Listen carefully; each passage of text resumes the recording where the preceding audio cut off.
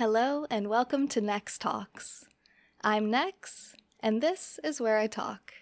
Today I'm going to be talking about letting go, and this is actually part 2 of a previous episode that I did about letting go, but there was more I wanted to say about this, and it's been on my mind and my heart for the last few weeks since that episode, so I wanted to share more information, more ideas, more thoughts with you about the idea of letting go and what we call in yoga aparigraha, and the practice of non-attachment. I believe it's in Buddhism where they say that attachment is the root of all suffering, and I think that there's a lot of truth behind that, and there's a lot more that we can dive into that we weren't able to get to on the previous episode. So I listened to the other episode back, and I have some things that I kind of glossed over that I want to dig into a little bit deeper, and then there's new things that I want to address as well. So one of these things is we went through a very short little meditation at the end of that episode, and we practiced non-attachment and letting go of thoughts, feelings, really anything that comes up during a meditation process. And we used a visualization that involved sailboats and attaching each of these things that comes up in the mind during a meditation. And just imagine kind of loading it onto a sailboat and letting it float on by, letting it sail by, and just noticing it, but working on letting it go, letting it pass by. Oftentimes I find when people are meditating, they feel like, oh, I had this really great insight, or I remembered something or thought of something, and I really want to write it down. And you can kind of cut off your meditative process by doing that. So I always suggest just letting it go. Just stay with your meditation, allow things to come and go throughout the process. And I promise you really deep, profound insights, great creative ideas, the things that really light up during a meditation, you're going to remember them in a few minutes when the meditation is over, and then you can take action on them. If you have to, keep a journal right next to you so that you don't have to get up and go do something every time this happens in your meditation, but you can kind of just gently open the eyes, grab your journal or your notebook, and just jot down whatever idea you had, and then get back into your meditation. If you have to, but if you can avoid that, I think you're going to experience deeper practice in your meditation as well. So one other thing that we talked about is the Buddhist idea of infusing Dharma and spiritual practice and even meditative type practice into your daily life and what that can look like. So in the previous episode, we talked about different ways to explore this as we go through cleaning and purging our items. In particular, we talked about Marie Kondo's method of what she calls KonMari, or the life-changing magic of tidying up, which is not only a book, but also a Netflix series. She's an expert tidier. Basically, she helps people with this very thing. And she uses a gratitude practice, which is a great meditation, but it's also a great way to appreciate your items and then let them go. It can make it a little bit easier to let go after you've expressed gratitude for them. But I really, really want to emphasize the point of having this energy with this practice, because I think there's a lot of misunderstandings and misconceptions around meditation and what that kind of energy is. Because yes, it is very calm. It is very focused. This is the most common experience of meditation, is a calming of energy, a grounding, a centering. Energies that are extremely valuable in maintaining perspective and realizing and remembering that everything is temporary, nothing truly belongs to us, and the more attached we are to our possessions or our relationships, the more likely we are to find ourselves suffering and struggling around those things. The firmer we cling on to something, the further it wants to pull away from us. It's like the concept of everything has an equal and opposite reaction. Well, this is the same idea here. The more we squeeze onto something and latch onto it, the more it wants to breathe, the more it wants its space from us. And this is very relevant to relationships, and we're going to talk about attachment styles in a moment, but I wanted to talk about how even though meditative energy is calm, it's centered, it's grounded, it's also extremely powerful. It's one of the most powerful energies in the world. If you can keep your calm, if you can keep your cool, if you can stay grounded, stay centered, and stay focused, you're going to have better results in all aspects of your life. And it's okay to have feelings and to have chaos and to not always be perfectly calm and centered and grounded. But meditation is going to help you with those things to keep balance. And it's also going to be a hugely powerful tool to help you with this letting go, whether it's about possessions, which I think we spent more time on last time. We briefly touched on relationships, but I do want to dive in now to attachment styles, learning what your attachment style is so we can connect more with how this may relate to relationships. And I'm excited about this because not only is it a subject that I'm passionate about, but I think a lot of people don't know about it. I think a lot of people don't know what their attachment style is, nor do they even know what an attachment style is. So let's take some time to explore this briefly. I do have a full book review about this on my YouTube channel if you want to learn really the nitty-gritty, all the details about this from a book that I read called Attached. But the overall summary is that there's 3 main attachment styles. The first is secure attachment style. The second is anxious attachment style. And the third is avoidant attachment style. So there are tests that you can take to determine what your attachment style is if you're not sure. But as I explain it, you may be able to tell what elements you have of each and how strong they are for you. So let's start with secure attachment. This is the type of attachment that actually most of the population demonstrate. And this has to do with being confident about what you bring to the table, being clear about what your expectations and boundaries are in relationships, and being comfortable with relationships coming and going, and not being overly attached or avoidant to the relationships. This is the ideal attachment style for a partner. This is going to be the easiest person to be in a relationship with, most likely. Second, we have anxious attachment styles. And this is the stereotypically clingy type of attachment style. People with anxious attachment styles often obtain a lot of their own validation and worth as a person based on their relationships. So they also tend to be a little bit more needy in their relationships, where they may need more attention, more time, more reassurance. That's the main piece here. They're going to need to be reassured much more often than any other relationship type. And they're hypersensitive to perceiving things as threats to their relationships. So something that may seem silly or trivial to them might seem like a huge red flag, a huge problem to their relationship. And they react to fights or any threat to their relationship by pulling in closer to their person. They crave that reassurance, and depending on their love languages, they're going to need a lot more of whatever their love language is in order to get them back to feeling calm and centered and grounded and being able to be in a relationship where they're able to respect their partner's boundaries and space needs as well. Finally, there is the avoidant attachment style. Oftentimes, these people are viewed as people with maybe commitment issues, and they react to problems with relationships usually by taking space and taking time away from the relationship. So people with avoidant attachment styles need a lot more space. They also tend to be single much more frequently than other attachment styles because they avoid getting really close or attached or intimate with people.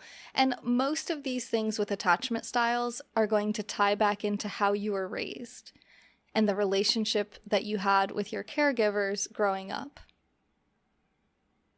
This is important to know because when you are single and you're looking at your options for dating, you are going to come across a lot more avoidant attachment style individuals than you would in a regular representative sample of the population. Because the thing with people with secure attachment styles is that they end up getting into relationships quite easily, and they tend to stay in those relationships much longer than the other attachment styles because, like I said, they're easier to be in relationship with. They're better mates, they're better partners generally. And don't worry, even if your attachment style is anxious or avoidant, you can still be a great partner to someone. It's just important to understand what your tendencies are so that you can work to change them, to be more healthy and balanced and grounded in reality. But you can also heal some of your childhood trauma, and you can communicate these things with your partner so that they know, especially for anxious attachment style individuals, it's important for them to know that it's not about them, that you're not rejecting them and there's nothing wrong with the relationship just because you need a little bit more space and maybe you're not as responsive, maybe you're not texting all the live long day.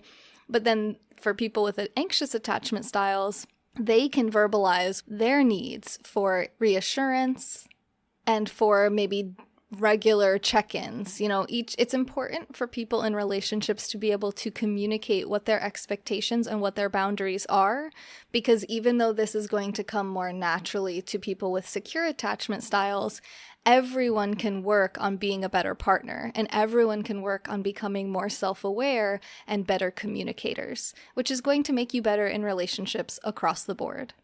So you can imagine how difficult it can be for someone with an anxious attachment style to be in a relationship with someone with an avoidant attachment style, because their needs in conflict are opposite from each other. So pretty much anyone can be in a relationship with a securely attached person, but it is especially important to know if you are anxious or if you are avoidant, because there are certain types of people that you're just not going to mesh well with in relationships, especially romantic relationships.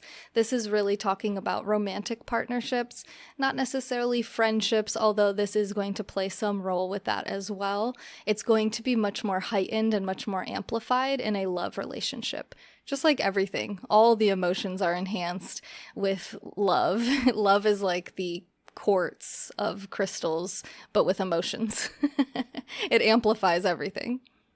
So figure out what your attachment style is so that you can be the best partner you can be. If you find out that you are in the anxious attachment style category, this whole concept of letting go is going to be harder for you.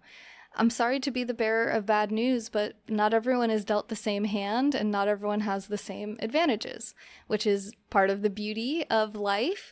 But it's hard when you come face to face with something that's going to give you an extra challenge.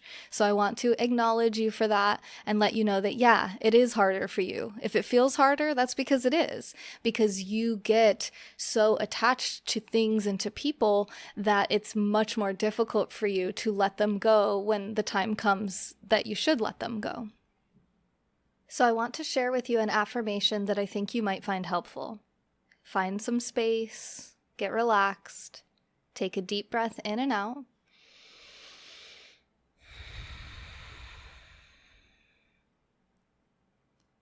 Now say, I call all of my energy and all of my power back to me. I call all of my energy and all of my power back to me. Use this affirmation anytime you're feeling overly attached to someone or to something or some place or some experience or some outcome. I call all of my energy and all of my power back to me. This can be a useful tool for anyone. Reflect on all of the energy that you've exchanged with other people. Reflect on the power that you've given other people, or things or experiences. And now call that energy back. Call that power back to you. Even this simple visualization and affirmation practice can help you to become more aware of the energy and power exchanges in your relationships, and it can also give you that feeling that you are starting over. You are starting fresh. You have all of your energy, you have all of your power, it's in you, and you're going to feel more energized and more powerful when you do this. And this is going to give you the energy and the power that you need to start practicing non-attachment and letting go. Now, the way this unfolds for everyone is going to be different. So be creative with this. It's not a rigid, structured step 1, step 2, step 3.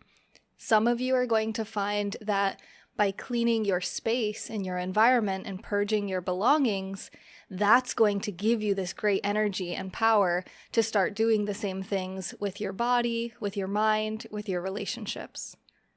Some of you are going to find letting go of a toxic relationship is the first thing that you need to do to get that energy and that power back so that you have that energy and power for letting go of your belongings. And everywhere in between and outside of the examples that I've given. So just try it. Try letting go of something. Try letting go of someone. And even if you don't have any toxic relationships, kudos to you for that. And you don't have to let go of any person. Just imagine what it would be like if they did go. Because everyone will leave this earth eventually, and some people that we're in relationships with are going to leave before we do. So even if it's a beautiful, healthy, balanced relationship, that relationship will not last forever. So practice awareness of non-attachment and of letting go by reminding yourself that everything is temporary. And this can help you to really cherish and value the moments that you do have in the here and now. Who cares if a relationship lasts forever? Enjoy it while it's here. It is so much better to have loved and lost than never to have loved at all.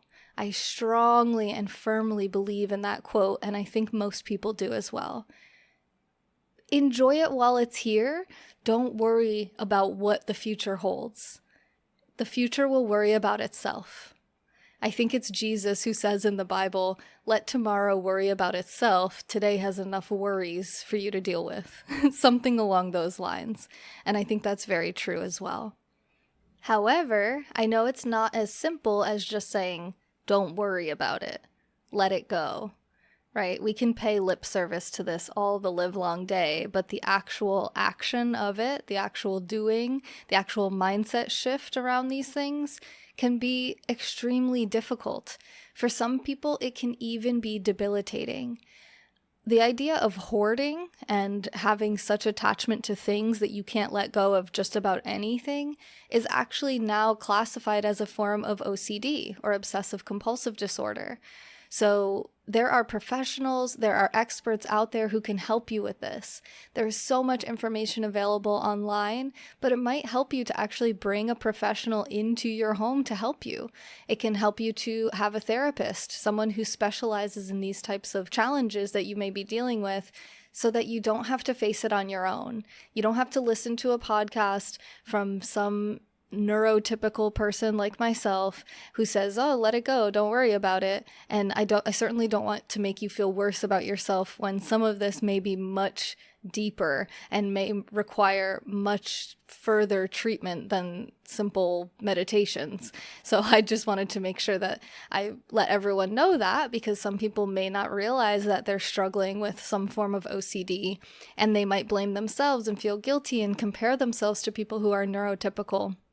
But I want to strongly encourage you not to do that and to seek the help that is going to benefit you and really can change your life.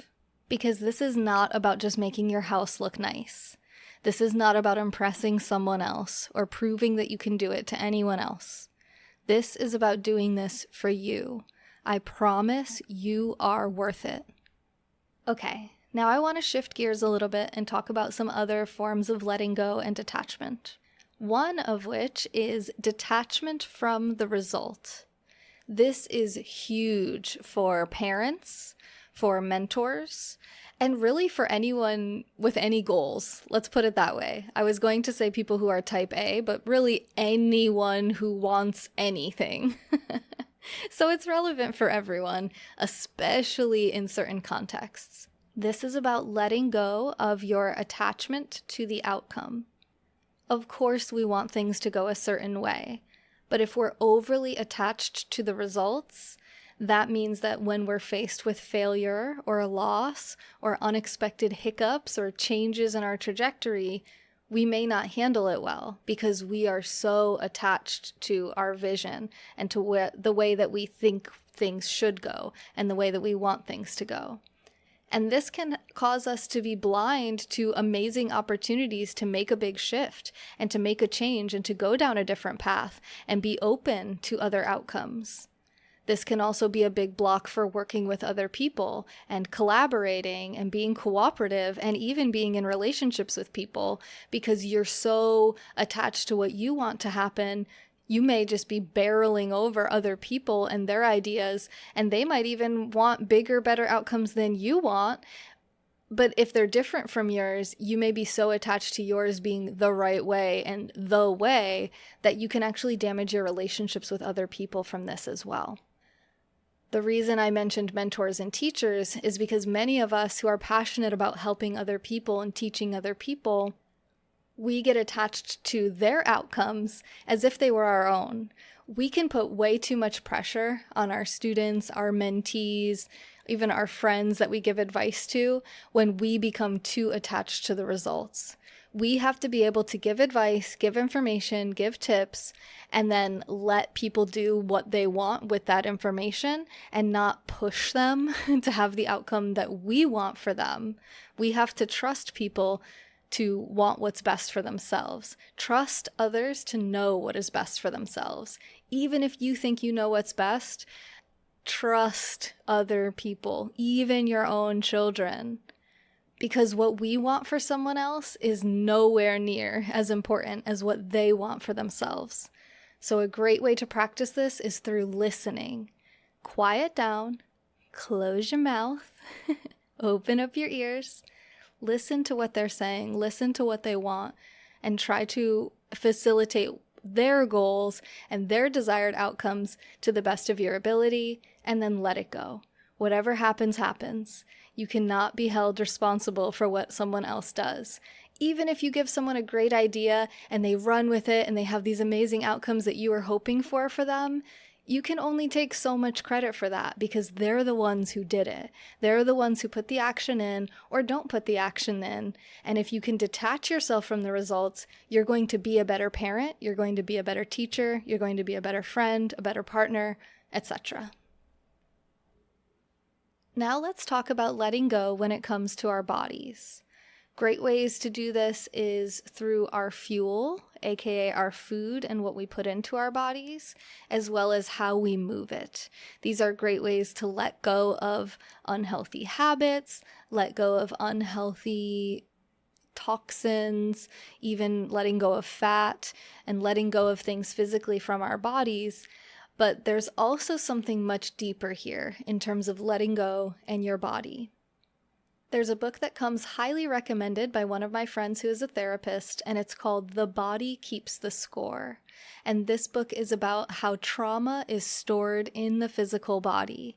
And there are things like somatic therapy and physical expression, even exercise itself, yoga, many different things that can help to release trauma from the body. This is an area I am not well versed in yet, so I'll have a lot more information for you after I read that book. I'm really excited to learn about it, but you don't have to wait for me. You can get the book and read it yourself. You can start looking up ideas online about how the body stores trauma. You may already know about this. You can look for somatic therapists in your area and people who work with trauma and movement or something physical with the body. So if you have struggled with trauma throughout your life, especially if you're experiencing physical health conditions that could potentially be connected to this trauma, it is important for you to prioritize this and start looking into ways that you can let that go from your body as much as possible. As we near the end of this week's episode, I want to share with you a really powerful ritual that can help you with letting go. We're going to be calling in the powerful element of fire and the magic associated with fire for this ritual. And what you're going to need is a piece of paper, a pen, something to start a fire with, and maybe, if you have it handy, a pine cone. What you're going to do is you're going to write down on the paper anything you want to let go of. Take as much time as you need to do this. You can pause the episode and come back. Once you've done this, rip those papers up into tiny pieces, each one saying one thing that you want to let go of. Roll those papers up, and if you do have a pine cone, stick them in between the different parts of the pine cone.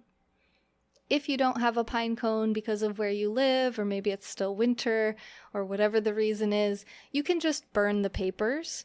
Obviously, do this in a controlled condition. Make sure you're using fire-safe containers for this.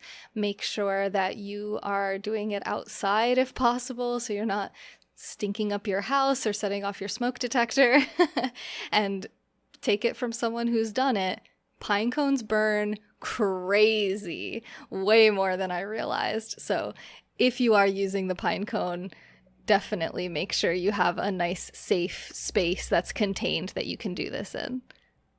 And as you burn through these papers or this pine cone, really envision that you are letting these things go. You are burning them away. They no longer serve you, and you're burning them. You're letting them go, and you're watching them turn to dust and turn to ash. Thank you so much for listening to this week's episode of NexTalks. I'm Nex. I talked. I hope you liked it, and I really truly hope this helps you to let go of whatever is no longer serving you in your life. If you did enjoy this episode and found value from it, please consider supporting this channel and this podcast, as this is what I do for a living, and it helps me out so much. I appreciate you, and I look forward to seeing you on next week's episode. But in the meantime, if there's something else you'd like to hear me talk about, or if you have anything to add to this conversation, feel free to reach out to me anytime on social media.